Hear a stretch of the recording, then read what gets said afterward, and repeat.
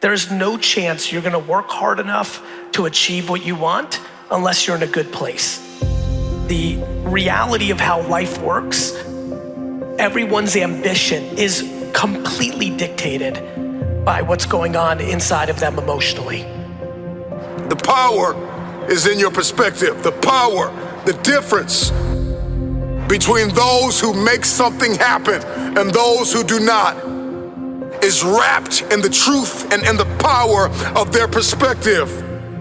When we broaden our perspective, we often realize that there's a lot more to the situation. Our problems shrink because we realize there's a whole universe out here that is much bigger than you. So it's like the ultimate way of broadening your perspective and helping you realize that, what you're going through, while still significant, there's more to it. There's more to life than this. I think when you're in that space, one of the most difficult things to do is to actually get perspective. I only discovered I couldn't see clearly when I was with someone who could see clearly. And the first time I put on glasses, I realized leaves were distinct individual pieces on a tree. That's the difference between surviving and being alive. When you're alive, you see the details and the beauty and the wonder. A person who's just existing, every day they struggle with depression and fear and anxiety. They see everything that's missing. They are haunted by all their disappointments, and they have not one more disappointment than the person who's fully alive, and not one more challenge or struggle or hardship. But the person who's alive somehow sees beauty in everything, sees wonders, and that's what I know I'm alive. Yeah. When I'm going, man, you cannot bring enough difficulty in my life to steal from me the wonder of taking this next breath. The fact that one human being can say one thing at the right second to another human being that can fundamentally change the process of their life because they have now decided to open up a different perspective and see the world differently is the most intoxicating, most powerful reason that human beings are the best in the world. And if you think the people that are using fear and negativity to get your attention and you're saying they're right, they're just selling you darkness and you're buying it. Got this gorgeous story. He talks about how when him and his wife first got together before they were married, I think they were 23, 24, he said to his wife, that really was living, wasn't it? That really was the golden years. It's just so amazing. We used to lie in on a Sunday and we could go for lunch and do all the rest of it. His wife said, you were miserable. You hated it. You hated all of those things. In hindsight, you're able to see that the fears that captured you at the time were not worth having. But at the time, you have no certainty that those aren't salient. So what you see in retrospect is how you should have felt had you known what was going to occur. If a person goes through something that's traumatic, the average person's perspective is going to go to a space and place. What did you lose? People very rarely will ask the question, man, what did you learn from it? What did you gain? What did you gain? Right? How did it make you a better person? I know it didn't feel good. That's obvious. I know it hurt, right? I know you didn't like it. It wasn't convenient. But what did you gain from it? I just want to know, right? From the loss, from the pain. If I look back in my life, I'm 39 now, and I think about all the challenging moments, I wouldn't change any of them. There's some things that seem so painful that I didn't want to experience, but the lesson that I learned from them, the person I became by overcoming them, is so much more powerful than not having them. It's not until we can get through it and reflect on it, and we have hindsight. Oh, this taught me this lesson, or here's why this needed to happen, or... The first step to change is examining your thoughts, paying attention to how you speak and how you act, and look at these emotions that keep you connected to the past and finally decide, does this emotion belong in my future?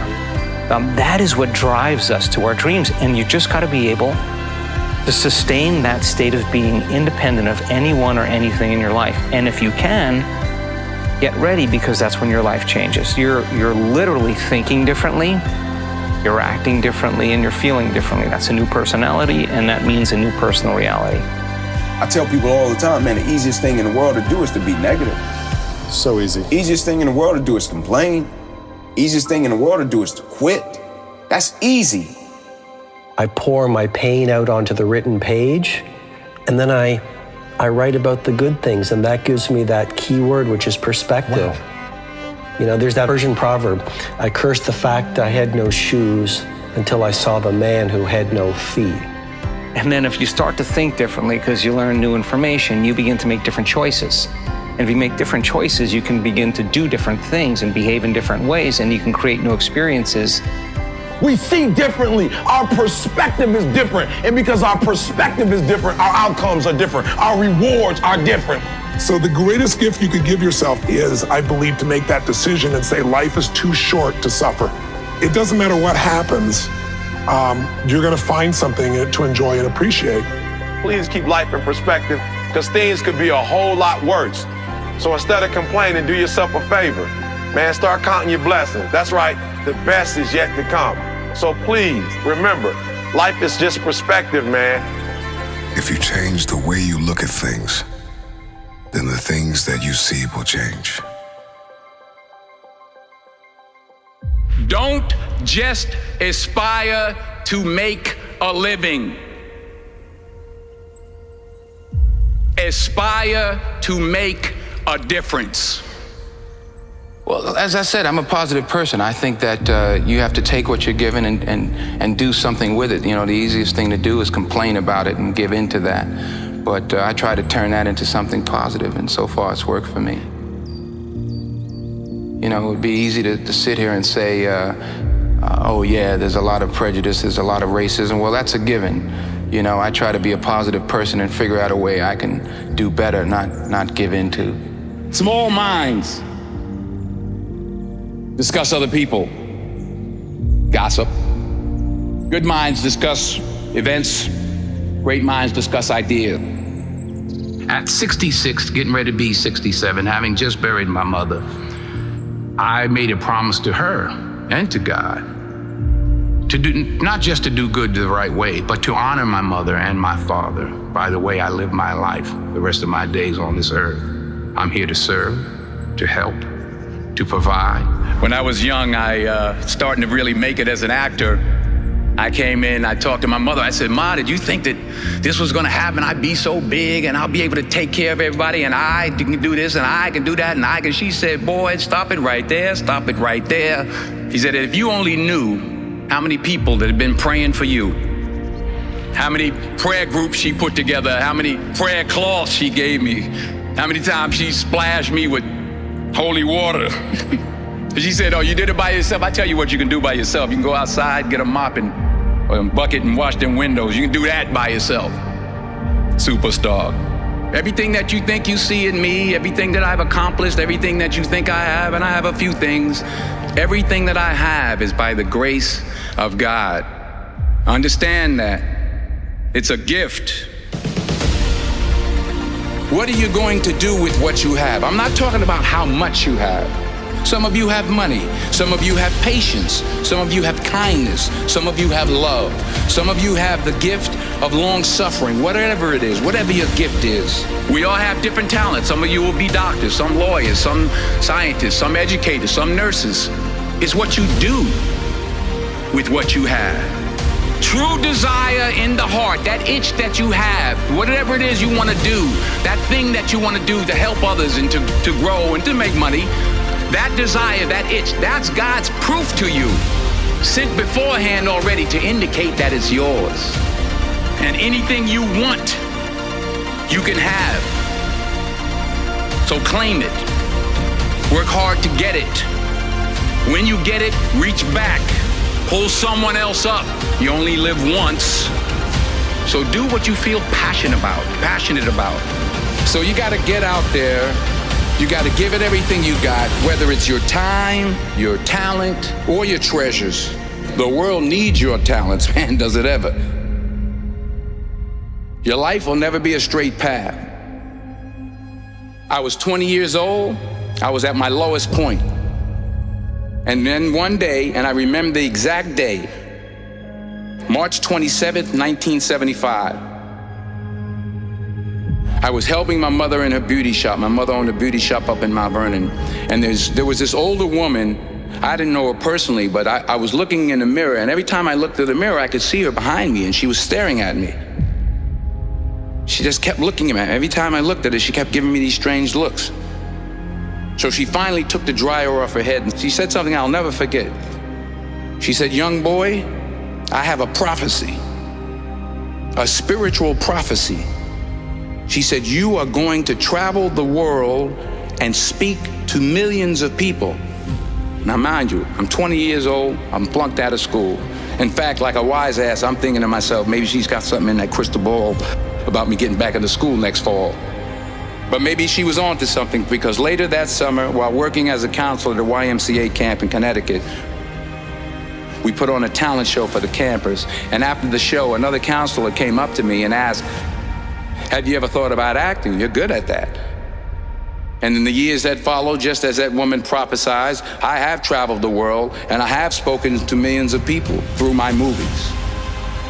Don't be afraid to fail. There's an old IQ test, was 9 dots.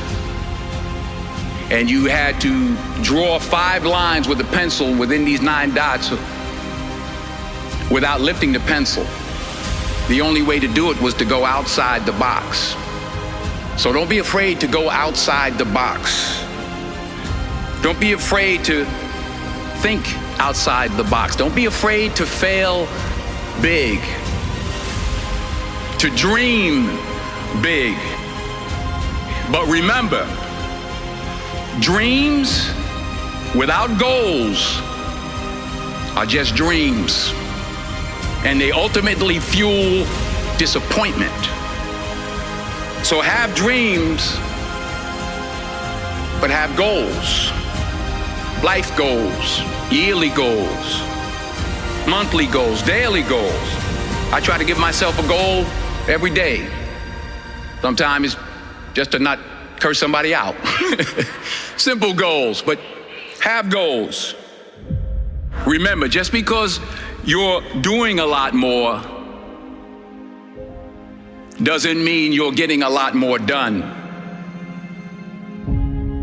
You'll see what I mean about taking risk or being willing to fail.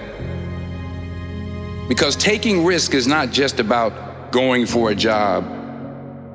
It's also about knowing what you know and what you don't know. It's about being open to people and to ideas. And I can't think of a better message as we send you off today. To not only take risks, but to be open to life, to accept new views, and to be open to new opinions.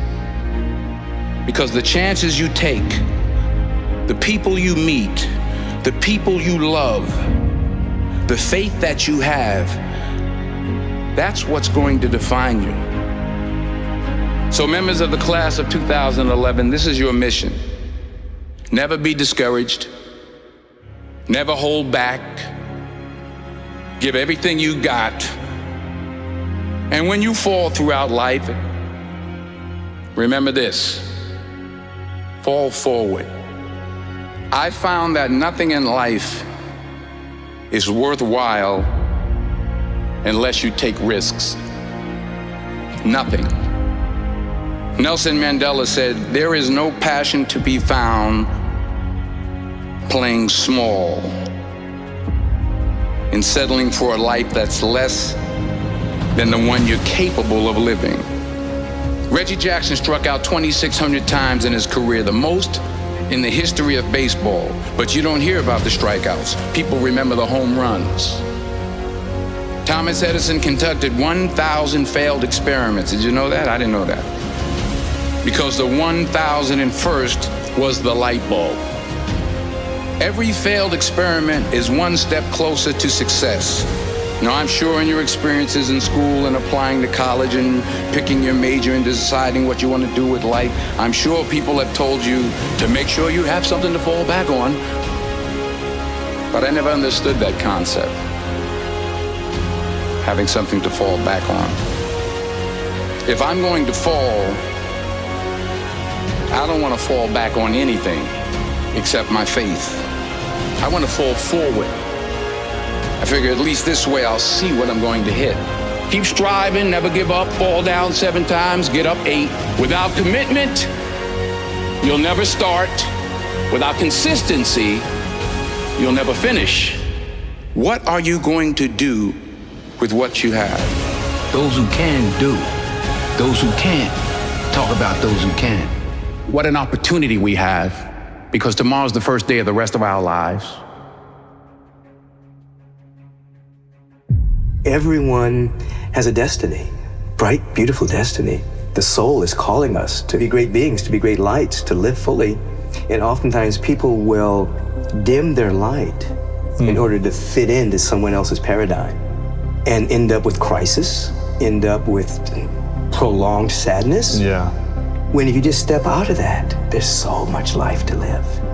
You are all powerful. You are all powerful. There is nothing we cannot achieve if we believe and we're willing to work hard enough. There's no one external that's going to do it for you. You have to have enough faith to believe it all connects, but you have the power to connect those dots. Wow. Like, I think we were given this opportunity in life, and we've got to make the most of it.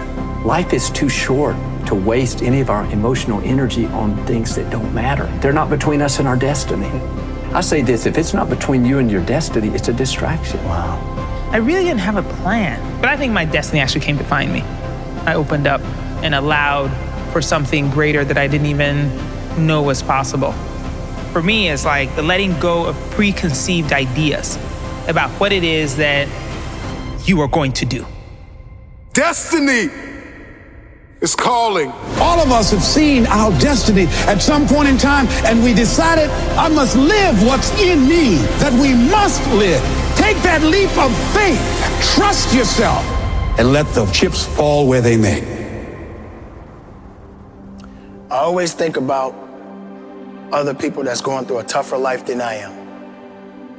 If I could take out a piece of paper and write down my problems, and you could take out a piece of paper and write down your problems, and we exchange those papers, and I'm thinking I got such a tough life, and you may have a tough life, but I pick up your paper, the one you may have written on, and I'm looking like, wow, I thought I had it bad. And then the other person say, hey, you got it a lot better than I do. You know what I would do? I would say, give me my paper back. I'll take my problems back. I didn't put myself in such a pity party position to where I felt, why me? Why not me? Why shouldn't I go through this? See, you have to know, and I believe this even more, there can never be anything good unless there's some bad along the way. You gotta go through this hell, man. This is it. Because as long as you're living, you gotta keep moving. It's terrible that people don't see it sometimes that way. They always question, why me? Why? Why am I going through this? You're supposed to. But the truth of the matter is, what you think is pain, what you think is hurting you, is actually helping you. And I'm just wondering if maybe you could just change the way that you think. Maybe if you could just see this thing differently. I know they left you, they hurt you, it left you, it hurt you, they betrayed you. Life caused your heart to be fractured, and you feel like you're just in this place where you can't move forward. See it differently. Your perspective is everything. You gotta see this thing differently. You gotta find a mirror and see this thing differently. And I gotta speak these affirmations, and I have to believe, even if I'm bleeding, even if I'm broken, I have to believe that this came to help me, not hurt me. It made me better. I'm not bitter, I'm wiser. I'm conditioned now. I see this thing differently now. I'm able to move and navigate and breathe different and talk different and walk different and build differently. I'm not building out of anger and revenge. I'm building from a place of abundance. We study the philosophers, the queens, the kings of the past, captains of industry, CEOs, inventors, entrepreneurs. They were able to create, they were able to evolve, they were able to build something. And oftentimes it came from conflict. It came from a departure from comfort zones. The question is, can you leave where you've been? As the sun rises in the morning, let it be a sign for you to rise up to. Let it be your reminder that even after the darkest of the nights, the sun rises to meet the day. Let the hope in your heart be an inspiration you need to fight another day. It's time for you to rise. It's time for you to grind. I knew deep down that I could do something. I was different from other people. I had different experiences. I knew that there was something I needed to express. There was a purpose to how my life had unfolded, but I couldn't find it. I had tried everything. I had tried every form of writing, every possible endeavor you can imagine. It just didn't click. So I was very deeply frustrated. And the frustration, I tell people, is a good thing. Negative emotions are trying to teach you something. They're trying to teach you the opposite. Something else is going on. Frustration, if I was simply, what would be worse than frustration would be despair, giving up, no hope. But frustration is a sign that you haven't given up. You know you can do something, but you haven't figured it out. So when you have those kind of feelings, look at them, and there's something positive in that. Life on this planet 500 years ago is different than now. Many people, billions of us, have a roof over our head. We know where dinner is coming from. But fear, the fear we evolved into from generations, doesn't know any of that. It simply knows how to trigger fight or flight. It knows how to make us feel like the world is about to end. And it kept us alive in the old days, but now it's a trap. So writer's block. There's no such thing as writer's block. But people say they can't write, they're afraid. My friend Steve Pressfield calls that resistance. And resistance is that feeling we get when we're about to do something important. Is the same way a marathon runner views getting tired as a symptom they're doing a good job.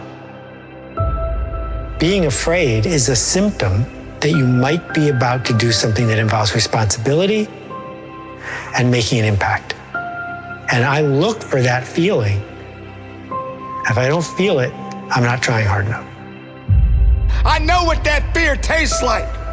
I know what that doubt tastes like. I know what it feels like to not believe in myself. But I am stronger than my fears. I am stronger than my doubts. Because I was made to do great things. The first thing I tell people is you can't find outside of you what you can't find inside of you. There's different worlds that I've lived in. And the first world that I live in is a common one, is the world of not enough. If I had a single mom, 6 kids, my mom worked 2 jobs as a 2nd grade teacher, packed our dinners in a paper bag, drove us around in a station wagon to fill up turnstiles at convenience stores just so we could eat. But I was happy. The only time I wasn't happy is I would catch my mom crying to financial despair. It was always some sort of financial stress of clothes, food, summer camp. It varied in degrees, but my mom wanted the best for us and couldn't afford it. I felt as if, gosh, if I could be rich and buy my mom a house and a car, then I would be completely happy. I had this extraordinary family, but I was always missing money. And so it created a world of not enough. I would say, why me? Everything happened to me. Right? When the car broke down, it happened to me. I was a victim. And then I made my first $1 million and bought my mom that house and car. Within 9 months of graduating, I entered a new world, I always say, a world of just enough. And that world was a confirmation of a belief that I had. Money could buy you love and happiness. I live in a dream house. I have dream cars, dream boats, dream motorhomes, everything I ever dreamed of. But I wasn't happy. The first thing I tell people is you can't find outside of you what you can't find inside of you. And so I like to ask myself open-ended questions. What are you doing today that you like? What are you doing today that you don't like? You don't try to fight it, go over it, under it, through it, around it. You don't have to lie to it, manipulate it, and cheat it. You don't have to deny it. Simply practice identify when you have a need to be right, or a need to be offended, or a need to be separate, or inferior or superior? How about just anxious, frustrated, guilty, resentful, or angry? If we can identify when we feel the ego, and instead of resisting it, just stop. And this one perspective paradigm shift allows us to not only look within, but to realize with faith that we are being protected and promoted by all the things that are creating the interference outside of us.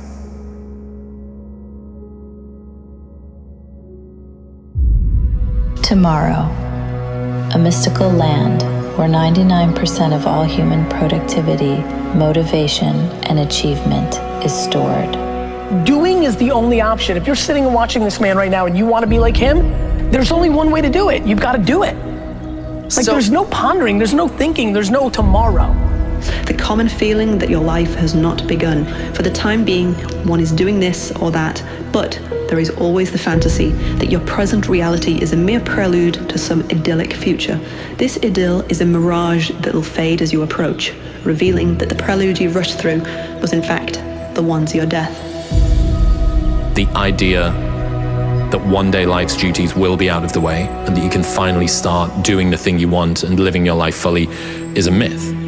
Your entire life unfolds in and as the present moment. When the future comes, when tomorrow comes, it won't be tomorrow anymore. It will be the now.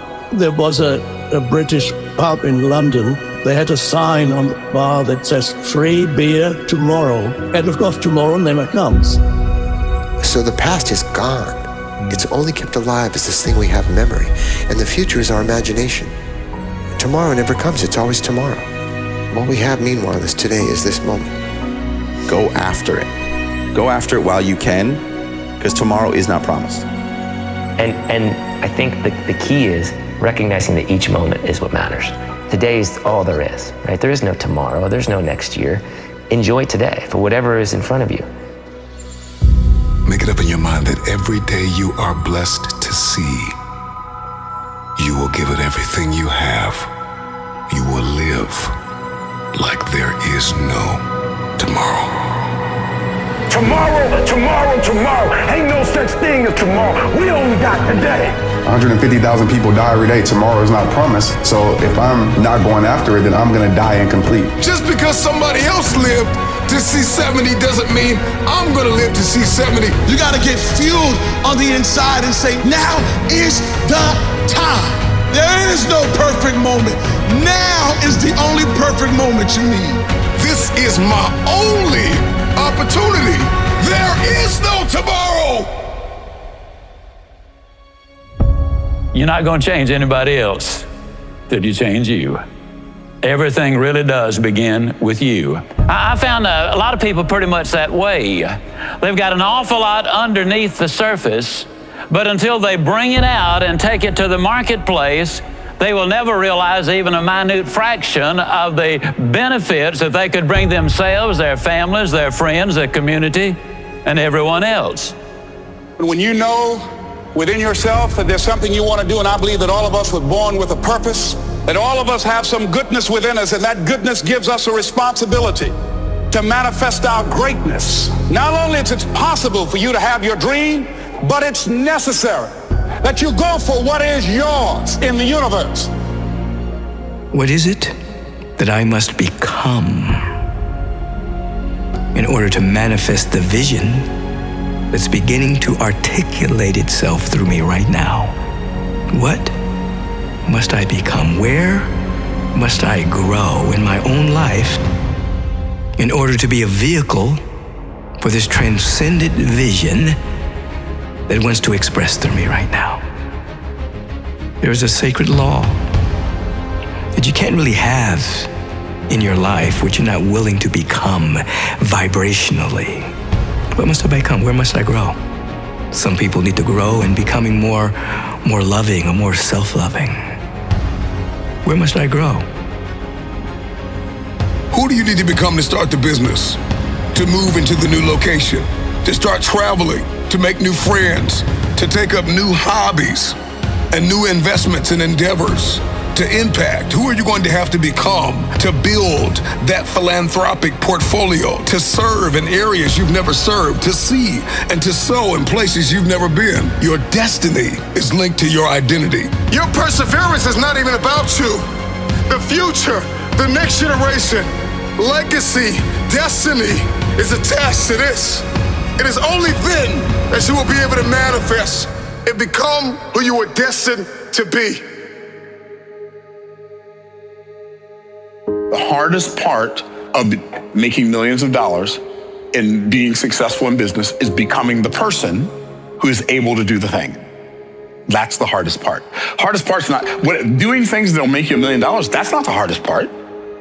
The hardest part is you becoming the person who has enough intestinal fortitude and grit to go down into the laboratory, the cave, the drawing board, whatever you want to call it, and obsess over this problem long enough to find an elegant, effortless, effective solution. That's the part. Because most people don't have enough intestinal fortitude, they don't have enough stick-to-itiveness, they don't have enough grit to last through the learning curve to become the person who can do the thing that makes them deserve to have the stuff. Yeah, even if you take a tree growing in a garden, you plant the seed in the ground. In order for the seed to become a tree, the first thing it must do is exactly the same as the first thing we must do when we're getting ready to go through our transformation. What is that? It must be willing to cease to be a seed. Unless I'm willing to cease being what I've always been, I can never become whatever I can't have the potential to become.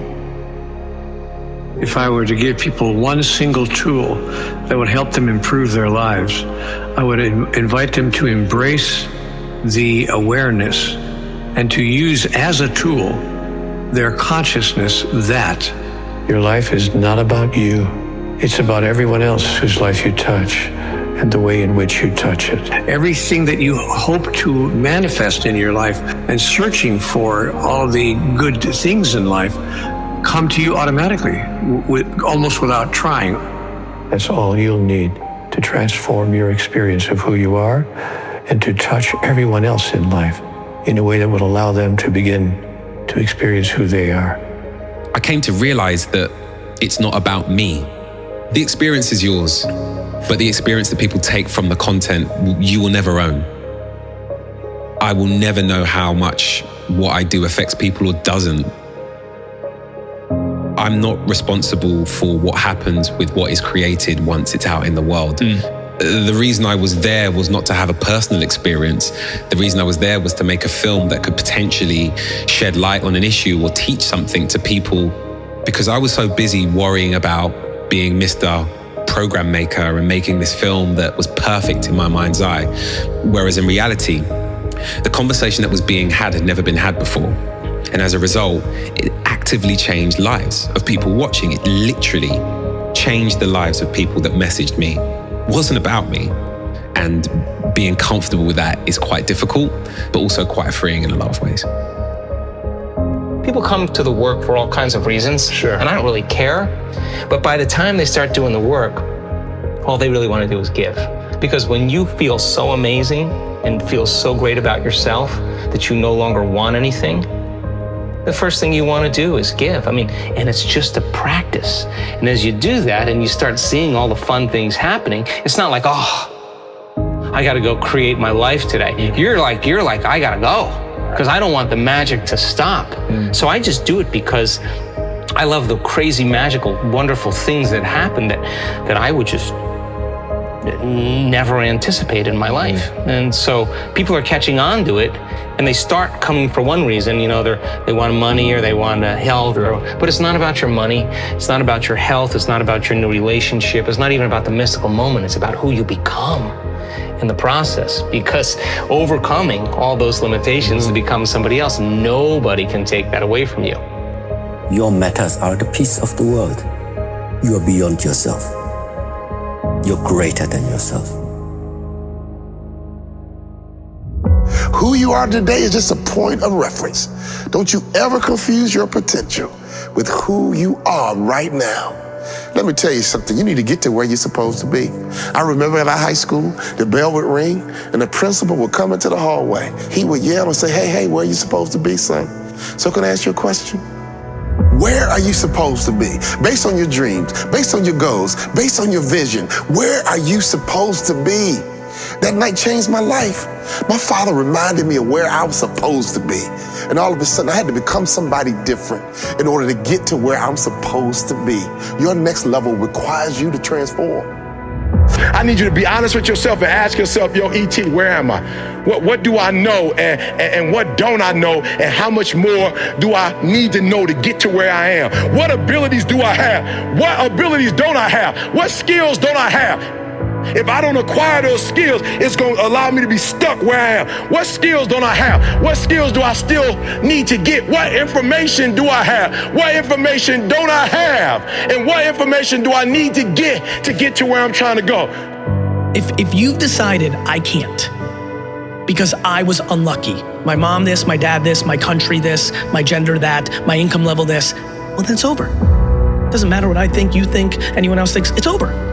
I just refuse to talk to another human being and believe that to be true, because there's been billions of examples of the alternative. There's a reason that people that were deeply alcoholic have been able to be sober the rest of their lives after going through a process. There's a reason that therapy is profound. There's a reason that meditation is profound. There's a reason that exercise is profound. To me, there's something I believe in. If one person that lived that cliche life has gone on to be an incredibly productive person, it now means it's capable and true. And understand, anything you can see on the screen of your mind, you can manifest in your material world.